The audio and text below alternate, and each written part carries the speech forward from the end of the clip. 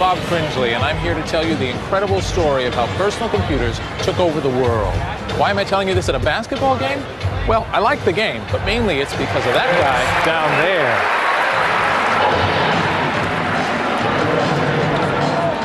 there. His name is Paul Allen, and everything you see here belongs to him. The Portland Trail Blazers basketball team, their arena, even the dancers. Thanks to personal computers, he has $8 billion to spend on such toys. 20 years ago, Allen and his high school friend Bill Gates were running a two-man software company called Microsoft. Today, Allen is richer than God, and Gates is richer than Allen. 20 years ago, young men like Paul Allen and Bill Gates invented the personal computer, and in doing so launched a revolution that's changed the way we live, work, and communicate. It's hard to believe that 20 years ago there were no personal computers. Now it's the third largest industry in the world, somewhere between energy production and illegal drugs. But the most amazing thing of all is that it happened by accident, because a bunch of disenfranchised nerds wanted to impress their friends.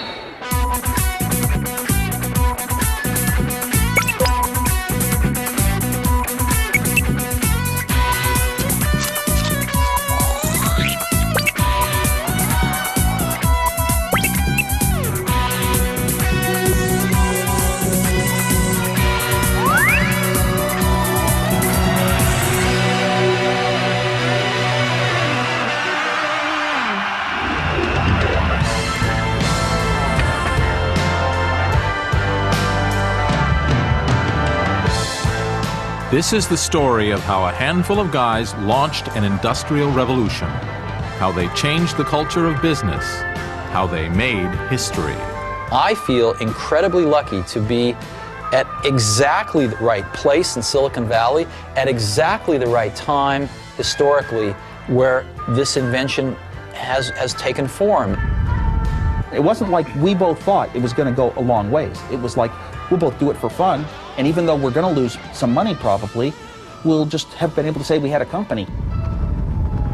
All of us would get together and just hope we were right, that the PC would become a big thing. You know, I stop and say, wow, the PC really has become part of the very fabric of the way people live. And we've certainly surged with it, and I just stop and say, pretty incredible ride.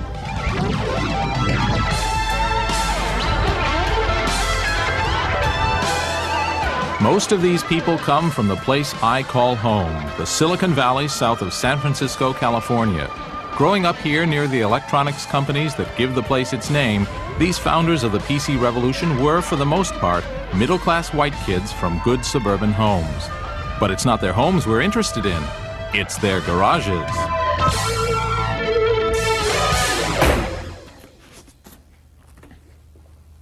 This is my garage, and this is all my junk.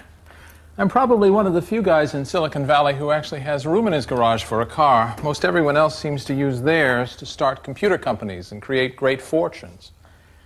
But I don't have a fortune. I'm a failure. I've written computer programs that almost ran, and I've designed and built hardware devices that frankly didn't work at all. But I'm the ideal guy to tell the story of the personal computer business because I'm its premier gossip columnist. And everyone tells me all their secrets. And this is my home, where I write a gossip column for a computing magazine. Sorry about the mess. Institutions in constant change like the PC industry are driven by rumor and gossip, and I thrive on both. My electronic mail address is deluged with inside information about everything from product flaws to who's sleeping with whom. What ties these gossipers together is a desire for truth. These people and their love of technology have fueled the PC revolution. To understand them is to understand that revolution. So let's go find some.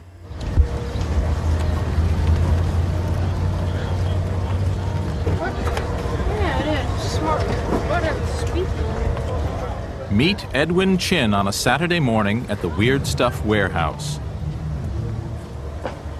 This could be 1976 or 1996, because there is always a new generation of techies like Edwin who hear the calling. Most other kids are watching TV, but not Edwin. You know, I'm interested in electronics and technologies and a hobby since I started when I was like 6 or 7, you know. How old are you now, Edwin? 10 right now. It's no coincidence that the only woman in the vicinity looks bored. Because this is a boy thing, the obsession of a particular type of boy who would rather struggle with an electronic box than with a world of unpredictable people. We call them engineers, programmers, hackers, and techies, but mainly we call them nerds. I think a nerd is a person who uses the telephone to talk to other people about telephones. And a computer nerd, therefore, is somebody who uses a computer in order to use a computer. And people have like different degrees of passion, different types of passion. You know, some people they just live databases, and like fifth normal form is just like nirvana, and like they just quest for it, you know. Like that's like what gets them up in the morning. What do your friends think of you? Boy, he's a nerd. Yeah. But I don't mind. I'm used to being called a nerd. Can't have other people stop your dreams. You've got a very wide wire. And in Silicon Valley, the dream is to grow up to become a boy like this. It doesn't make any difference at all to you whether it's on one of this machine. Graham Spencer is chief programmer for Architects Software. 6 guys who graduated from Stanford University and started a company just because they like each other. This is a modern-day startup, but at heart it's no different from PC pioneers like Apple or Microsoft. Nerds who share a dream. Their hobby is their business, and the culture they've created is identical to that of 1,000 other technology companies. First, they dumped the idea of 9 to 5. In this industry, you can work any 80 hours per week you like. And then I've got my cap, which I use to cover my eyes and Oh, yes. sleep in the early morning while everybody's coming in. We didn't even obey a 24-hour clock. We'd come in and program for a couple days straight. We'd, 4 or 5 of us, when it was time to eat, we'd all get in our cars and kind of race over to the restaurant and sit and talk about what we were doing. Sometimes I'd get excited talking about things I'd forget to eat, but then we'd just go back and program some more. It was us and our friends. Those were fun days.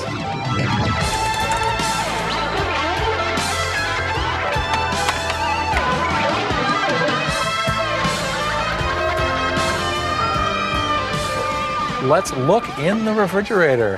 Whoa! We have Coke and cold pizza. I drink about 2 liters of Coke a day. I 2 liters of Coke a day? Yeah. And do you think of it like as brain food? That keeps me going. That and, listen to heavy metal and get caffeinated and hack.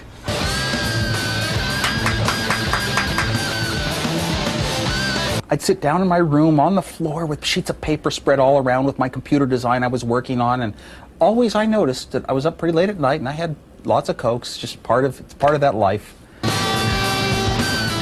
Combination of stale pizza and body odor and sort of spilt cola kind of ground into the rug.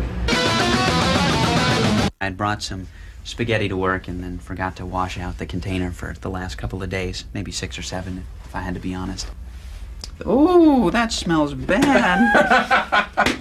Eating, bathing, having a girlfriend, having an active social life is incidental. It gets in the way of code time. Writing code is the primary force that drives our lives, so anything that interrupts that is wasteful. What is it about the internal logic of a computer that's so enticing? For one thing, such logic can be understood, as opposed to things that can't be understood at all, like the motivations of young women, say, or of the French. Let me explain. Time for the Cringely Crash Course in Basic Computers, Part 1. This is a mainframe computer. All of these cabinets are one machine. In the old days, all computers were this size. They were tended by engineers in white coats, a kind of priesthood who took their jobs very seriously. Now, all computers work pretty much the same, whether it's a giant that serves 2,000 users like this one, or a little notebook that serves only me. They process numerical data, adding, multiplying, comparing. Fact is, if you can quantify it, a computer can handle it. It's the emotional stuff they don't know what to do with. The data must be put into a special binary code consisting only of ones and zeros. And you have to give the computer instructions, also in code, to tell it exactly what to do with the data and in what order. These instructions are called a program. In the early days, you put in the instructions by flipping switches or loaded them from paper tape. This was called machine language. It made computers a pain to use. Even worse, every type of computer spoke a different machine language.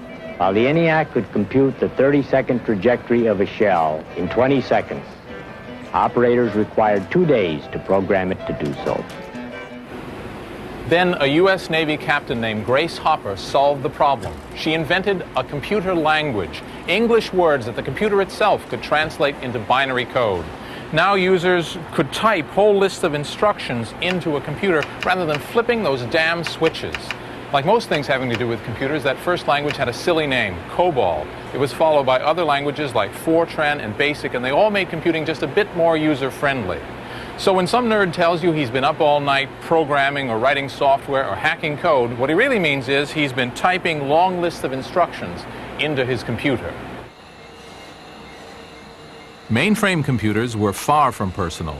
They sat in big air-conditioned rooms at insurance companies, phone companies, and the bank, and their main function was to get us confused with some other guy named Cringely who was a deadbeat and had a criminal record.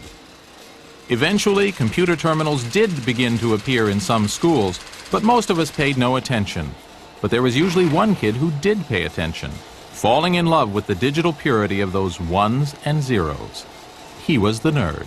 And I took this book home that described the PDP-8 computer, and it just, it was just like a Bible to me.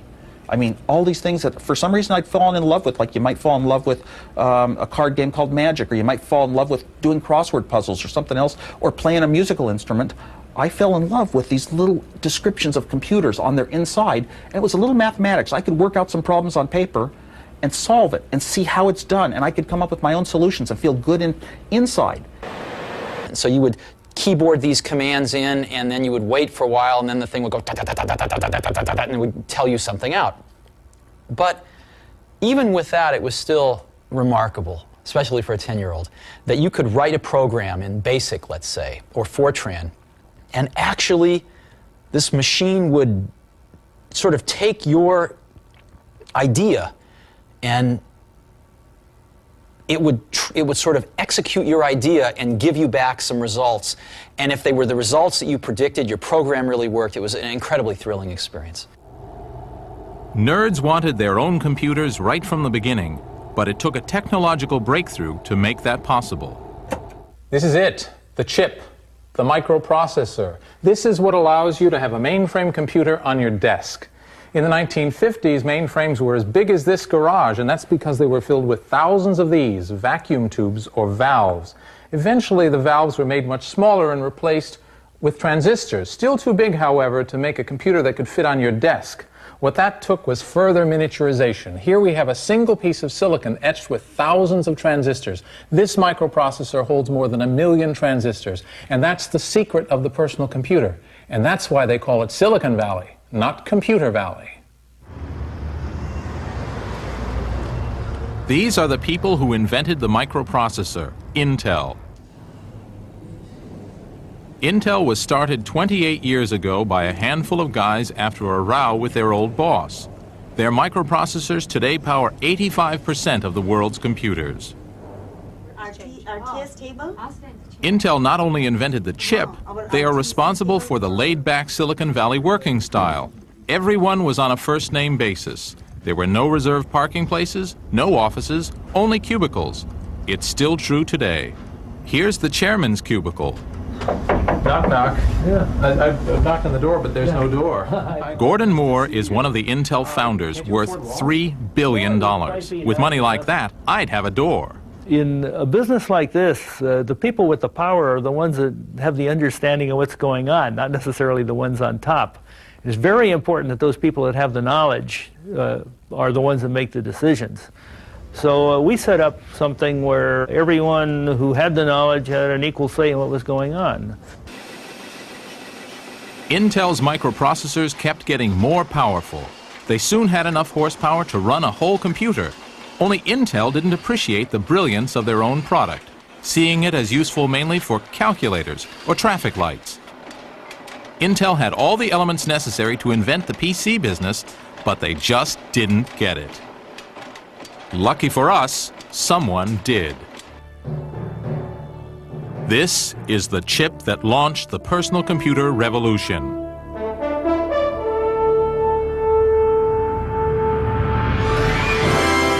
This is the magazine that announced it. In January 1975, featured on the cover was the world's first personal computer, the Altair 8800. It was the crazy idea of an ex-Air Force officer from Georgia, Ed Roberts. If you look at it, you know, it was kind of a grandiose, almost megalomaniac kind of scheme, you know. And right now I couldn't do it because I could see right off there's no way you could do this. There isn't any way you could do this. But at that time, you know, we just lacked the benefits of age and experience. We didn't know we couldn't do it. 20 years after Ed Roberts' flash of brilliance, this exhibit is being held to celebrate the anniversary of the Altair. Like every other PC pioneer, Ed built his computer just because he wanted one to play with. There were some of us that lusted after computers, really, at that time. All the computers in the world tended to be in big centers, and you had to get permission to get close to them, and it was, you know, nobody had access to computers then. And the idea that you could have your own computer and do whatever you wanted to with it, whenever you wanted to, was fantastic.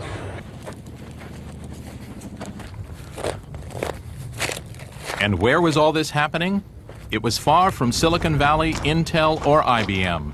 Out in the desert near the airport in Albuquerque, New Mexico, Ed Roberts ran a calculator company called MITS. Having an ugly building wasn't its only problem. MITS was going bankrupt. Nobody was buying calculators, and Ed needed $65,000 just to stay afloat. And we went to the bank and had a late-night meeting, and the issue was whether we closed MITS down or they loaned us an additional $65,000.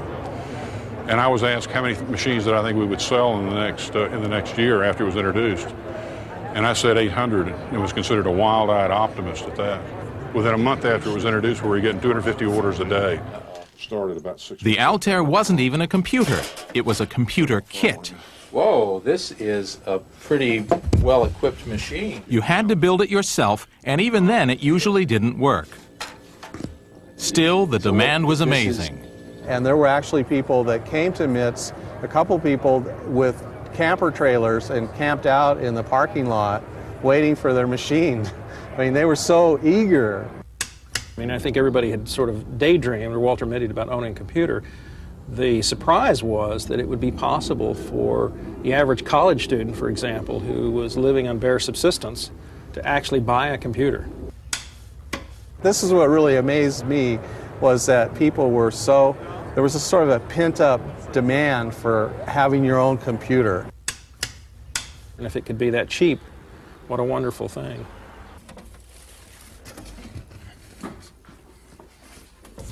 This is an Altair computer, the first personal computer. And not just any Altair. This is Altair serial number 2, the second one made. The first Altair made was sent off to be photographed at a magazine and was lost in the mail. So this is the oldest personal computer in the world. Pretty historic junk, but the question is, what do you do with it? I mean, it has a front panel with switches that you can click back and forth and some lights, but in the back, there's no place to connect a keyboard, there's no place to connect a monitor, there's no place to connect a printer. In fact, there's practically nothing at all that you can really do with this thing. But back then, 1975, the people who had it were thrilled.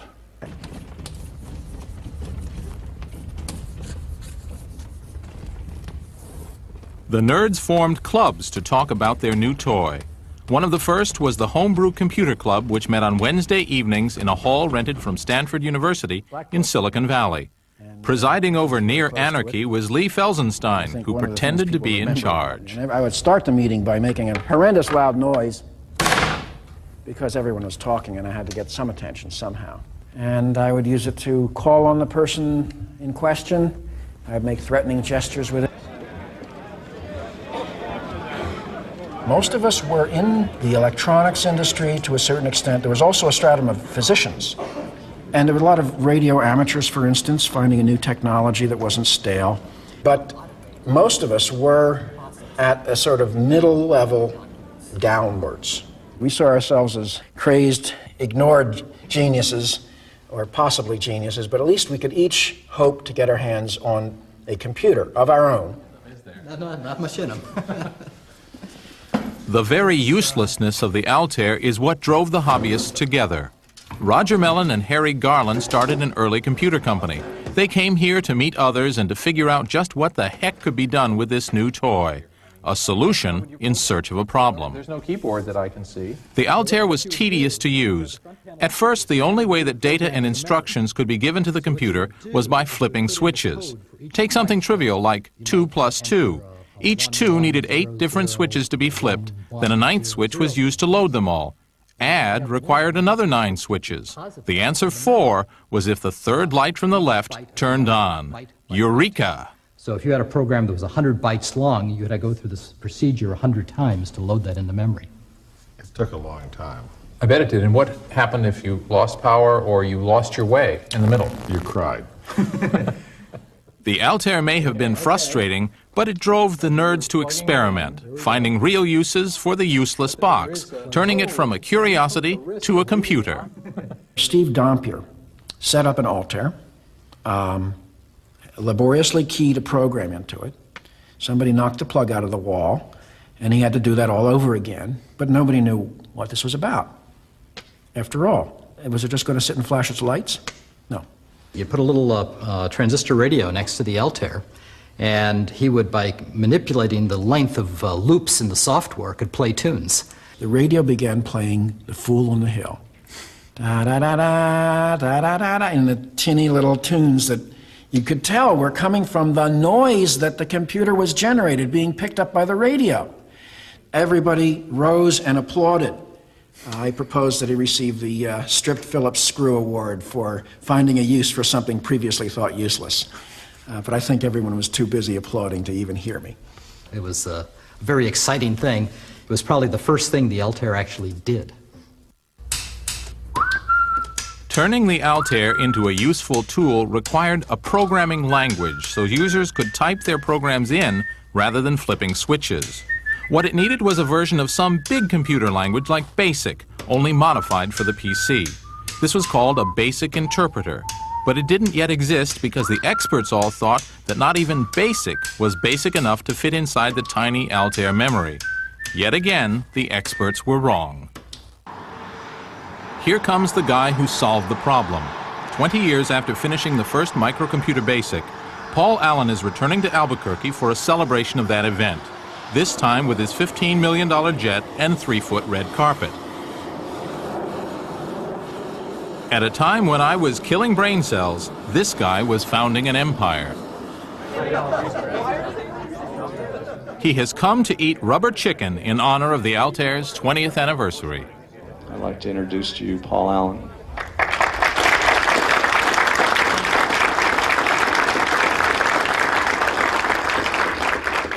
Allen co-founded Microsoft with his younger buddy from high school, Bill Gates. One day in Boston, I was in Harvard Square, and I covered Popular Electronics with this thing that looked like what I'd been imagining. And so I grabbed it off the shelf, and I looked at it, and I bought it, and I ran back to Bill's dorm, and I think he was probably playing poker that night and usually losing money at that point. One of the few times when that's been the case.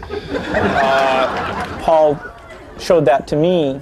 Then, okay, here was a company that would be needing software. And he said, okay, well, we got to call these guys up and see if this thing is for real. We realized that things were starting to happen, and just because we'd had a vision for a long time of where this chip could go, what it could mean, that didn't mean the industry was going to wait for us while I stayed and finished my degree at Harvard.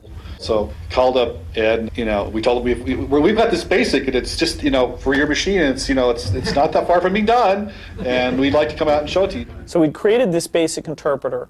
Paul took the paper tape and flew out. In fact, the night before, he got some sleep while I double-checked everything to make sure that we had it all right. But I had no idea what it was really going to be like to try to run the software. It had never been run on an actual computer before. He was very nervous about whether this would actually work. And he got to the office, and we all gathered around, and he put his fingers on the switches, and he loaded BASIC in with paper tape into the Altair. You know, I was so nervous. It's not going to work. It worked. And it came up, and it could do a few little simple things. And it was amazing when Paul called me up and said the thing had worked the first time. And of course it was incredibly fast. And it printed out memory size, and I think Bill said, well, it printed something. And so I said, yeah. Oh, that was unbelievable. The fact that it really worked was a breakthrough. Maybe there wouldn't be a Microsoft if the screen hadn't come alive. Who knows? It might all be quite different.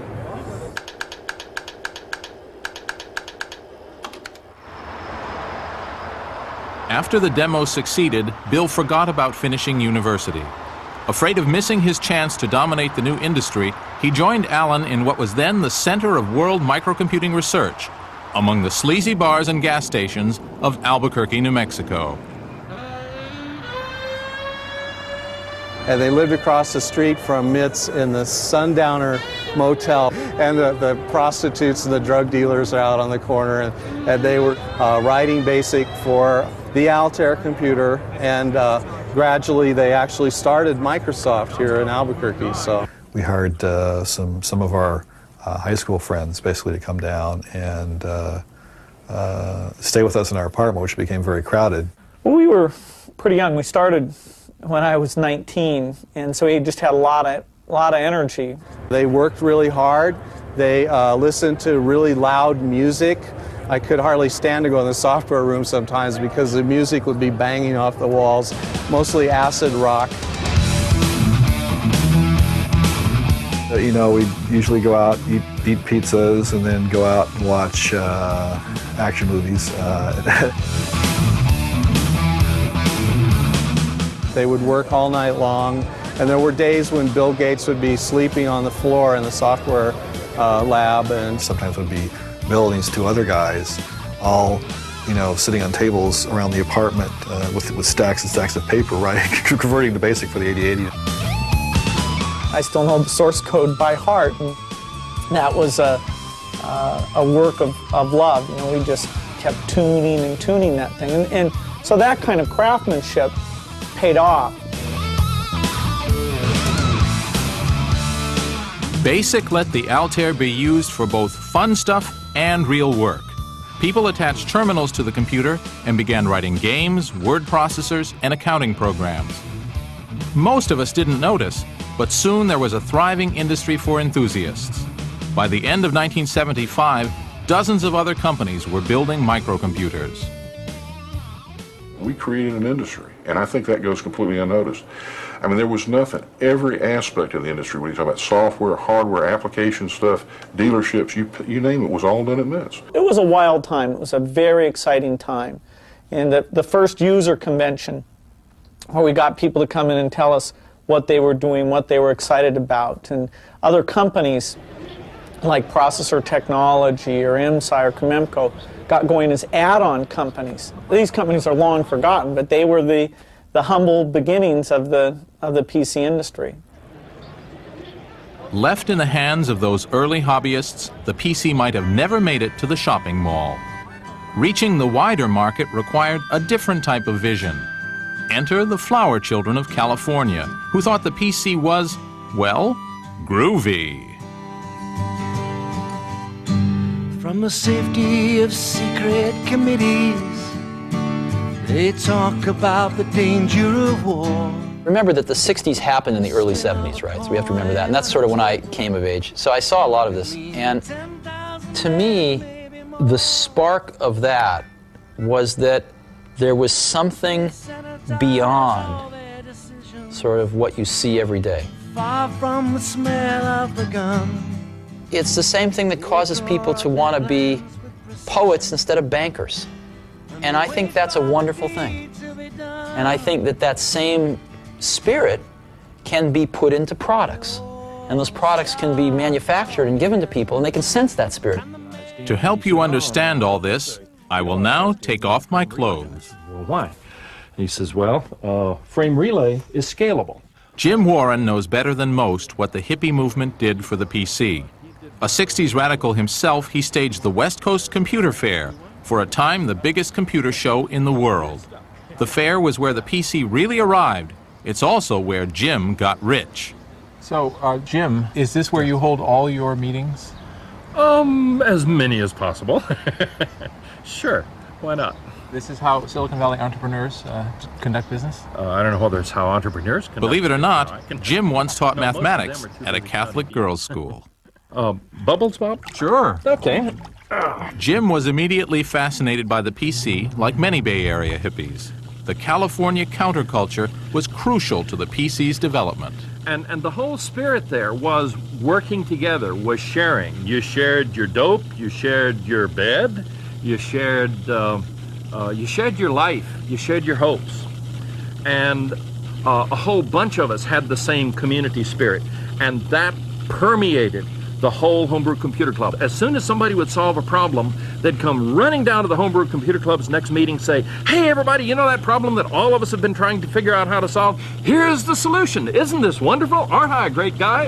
And it's my contention that that is a major component of why Silicon Valley was able to develop the technology as rapidly as it did, because we were all sharing. Everybody won. Out of this creative show and tell came Apple Computer, the first mass-market PC company. The Apple founders, a couple of recent graduates from Homestead High, were regulars at homebrew meetings. Steve Wozniak was the technical wizard, and Steve Jobs was the visionary who saw microcomputers as a possible business. The first Apple computer was primitive. It was cobbled together by Woz to impress his friends at the homebrew meetings.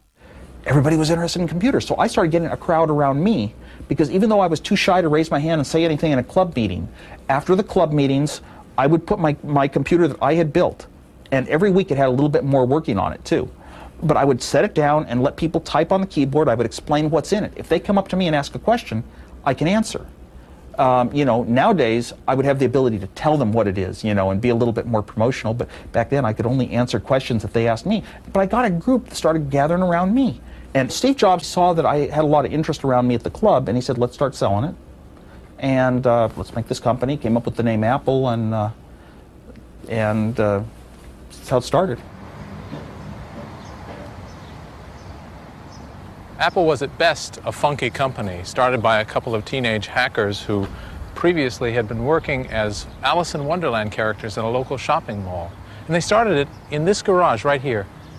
The first Apple computer was built here. Now there are more than 10 million in use around the world.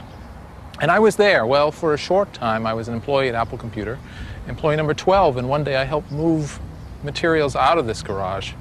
At the time, Steve Jobs said the company was short of loot, so he offered to pay me in company shares, but I held out for the money. My mother still reminds me of that incident. The Apple I was even less of a computer than the Altair. A single circuit board that came with neither a case nor a keyboard. Still, Steve Jobs managed to sell 50 Apple I's.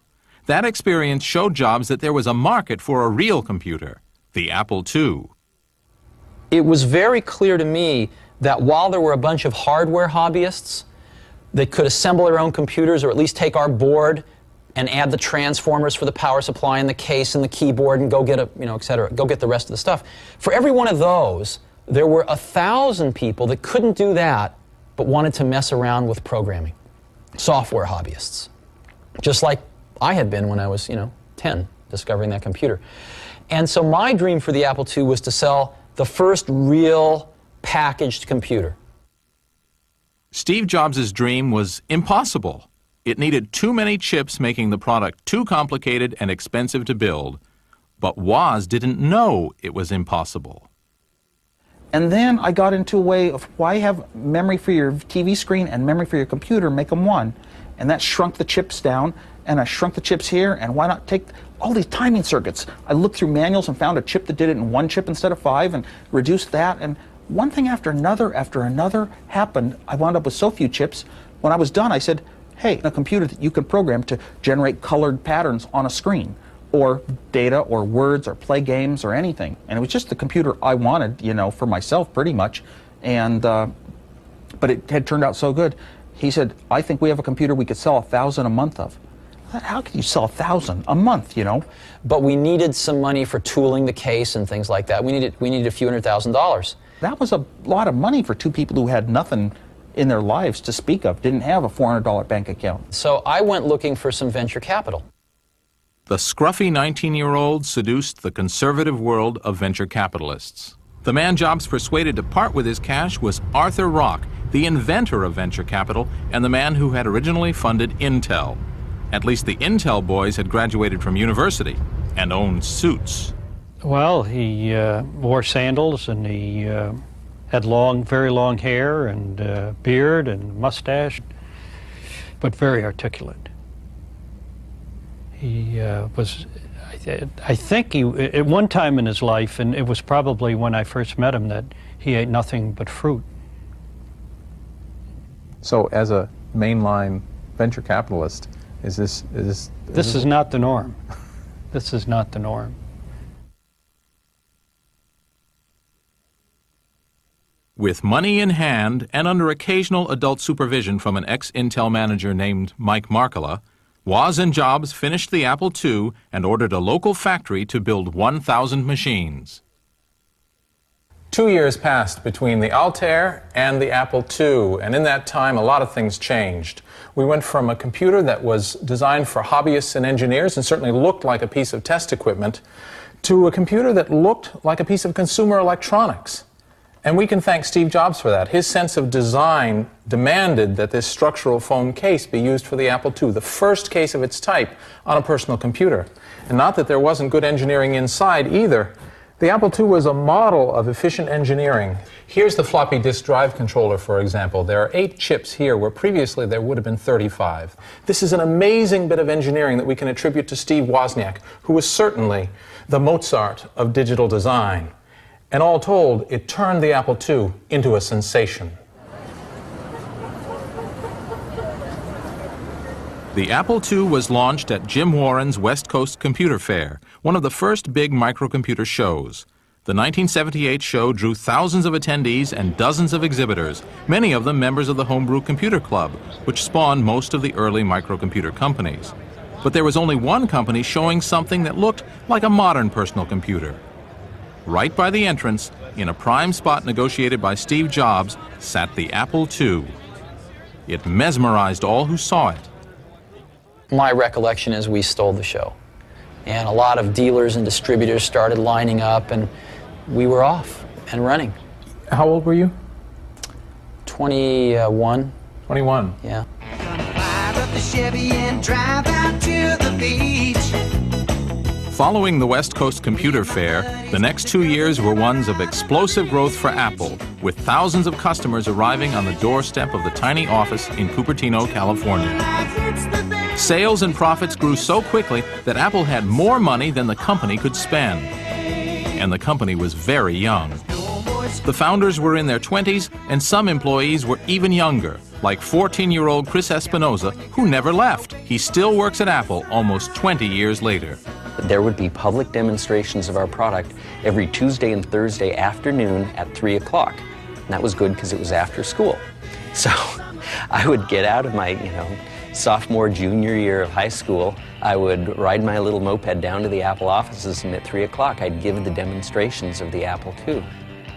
When we were in the office, it was, hey, jokes and wiring up people's phones to do weird things, just every one of us. I mean, there wasn't a person in Apple, I don't think, for a couple of years that was, super serious. We were lucky.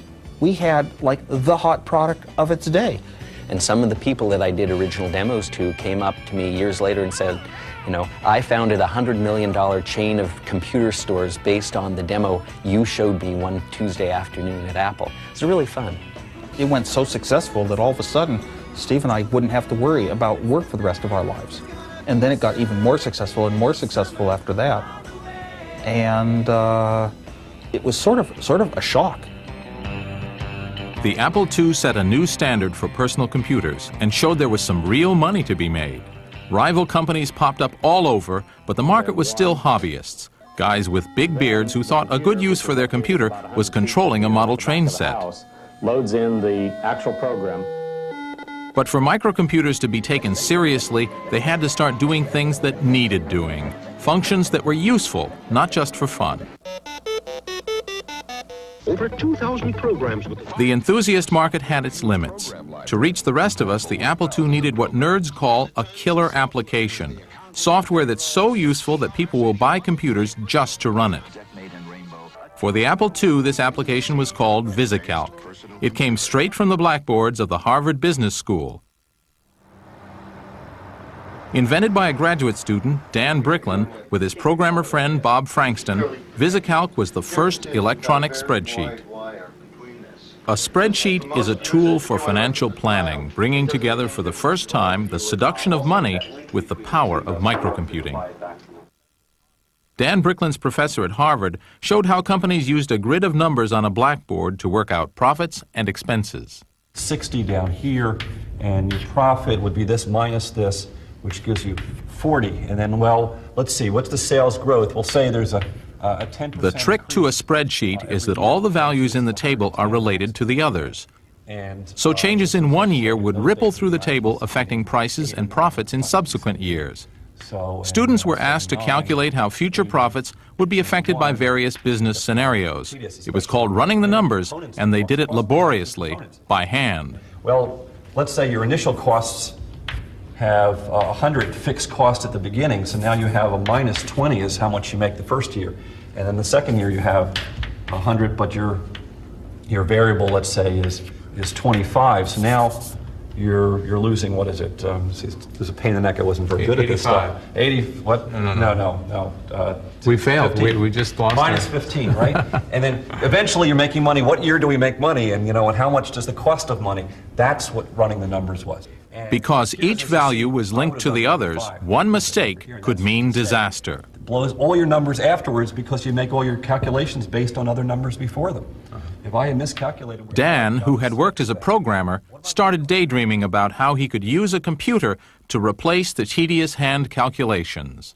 I imagined that there was this magic blackboard that did like word processing does word wrapping. If you make a change to a word, it automatically pulls everything back. Well, why not recalculate the same way? So that if I changed my number, I should have used 10% instead of 12%. I could just put it in and it would recalculate everything, go through it. And that would be this idea of electronic spreadsheet. Following a model that's common today, Dan Bricklin designed the program, but got his friend Bob Frankston to write the actual computer code. After months of programming late at night, when computer time was cheaper, the Harvard Business School blackboard came to life. Now we've set this up, okay? Then we type a new value in, okay? Here I'm going to take that 100. I'm going to change it, right? And here, it recalculated. Whoa! That saved me so much time. People who saw it and went and got it, like an accountant, I remember showing it to one around here, and he started shaking and said, "That's what I do all week. I could do it in an hour.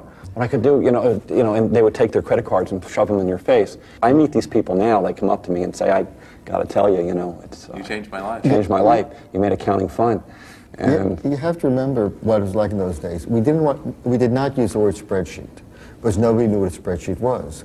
I came up with the name Visible Calculator or VisiCalc because we wanted to emphasize that aspect. VisiCalc hit the market in October 1979, selling for $100. Marv Goldschmidt sold the first copies from his computer store in Bedford, Massachusetts. After a slow start, VisiCalc took off. What it did in our society, it gave people who were obsessed with numbers, whether they're in business or at home, how much am I worth today? What's my stock portfolio worth? How am I doing against budget on this project? It gave them the ability to play with scenarios and change it and say, well, what if I do this? So put people, in a sense, in control of the thing that lots of people in our society feel is driving them, and that's numbers. The spreadsheet was every businessman's crystal ball. It answered all those what-if questions. What if I fire the engineering department? What if I invest $10 million in pantyhose futures? Look, I'll be rich in under a year and have slimmer thighs at the same time. The computer says so. $5 up, 25! The effect of the spreadsheet was enormous.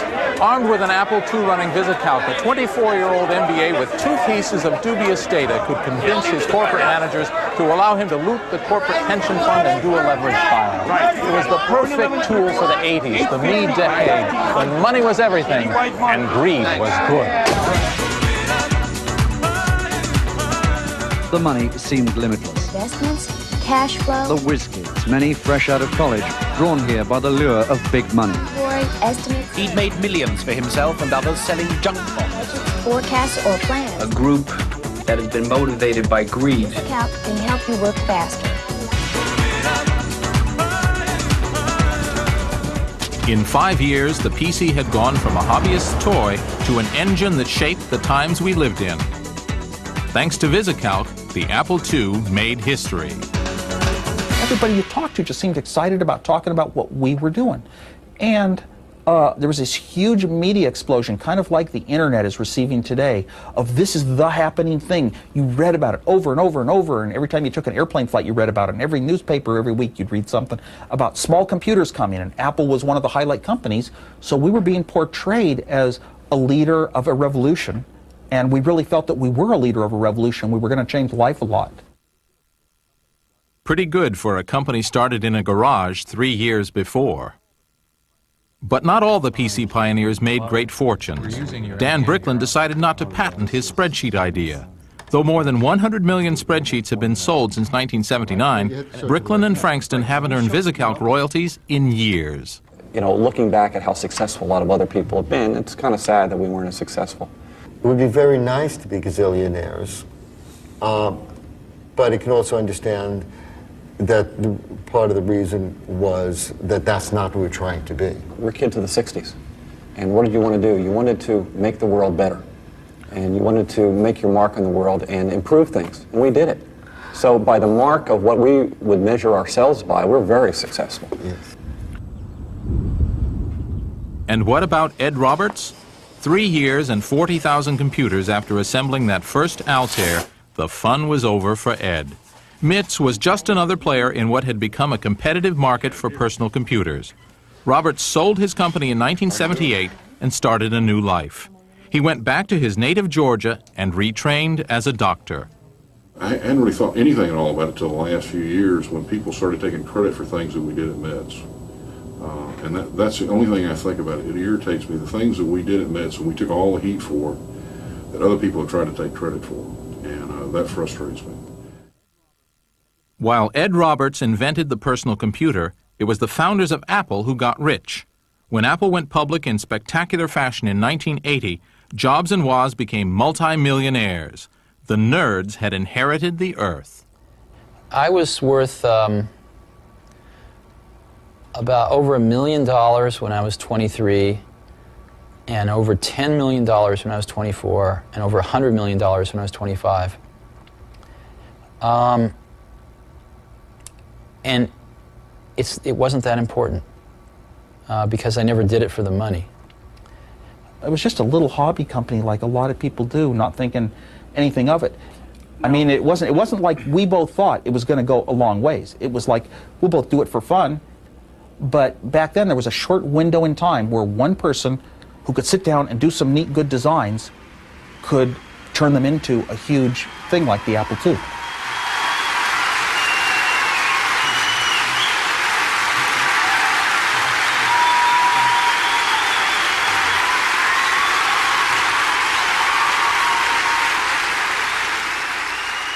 It's astonishing that at the beginning of 1975, nobody owned a personal computer. All there was a mock-up on a magazine cover. Yet within 5 years, there had emerged here in Silicon Valley a billion-dollar industry. An unhealthy fascination with technology on the part of a few adolescents had awakened the nerd within us all. PC companies were sprouting like mushrooms to meet the enormous demand. Apple had emerged as the top fungus and had taken 50% of the market. To the boys in Cupertino, every day seemed like Christmas. But Scrooge was around the corner. There was a company that everyone associated with the word computer, a company that expected, no, demanded to dominate its market, IBM. Big Blue was on the move, and Silicon Valley would soon be feeling the reverberations.